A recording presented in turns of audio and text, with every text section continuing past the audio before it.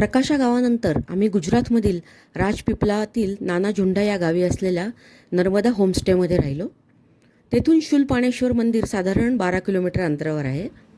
आधी हे प्रसिद्ध मंदिर शूलपाणेश्वराच्या जंगलात होते. या मंदिराच्या आसपास चिरंजीव असलेल्या अश्वत्थामाचा वास असतो आणि स्वतः अश्वत्थामा या मंदिरात येऊन पूजा करत असतो अशी मान्यता आहे. 1994मध्ये नर्मदा नदीवर सरदार सरोवर डॅम बांधल्यावर त्या डॅमच्या पाण्यात शूलपाणेश्वर मंदिर आणि आजूबाजूचा जंगल भाग पाण्याखाली गेला. पण सरकारने नर्मदा किनारी 1994मध्येच नवीन शूलपाणेश्वराचे छान मंदिर बांधून शूलपाणेश्वराची प्रतिस्थापना केली आहे. या ठिकाणी नदीत नर्मदा मातेचे वाहन असलेल्या मगरी असल्याने पाण्यात जाऊ नये म्हणून बोर्ड लावलेला आहे. संध्याकाळी 7:30 वाजता इथे नर्मदा मातेची आरती होते. त्यावेळी नदीत लेझर शो होतो. रात्रीच्या वेळी मंदिर आणि परिसर हा रंगीत लाइटिंगने उजळलेला असतो.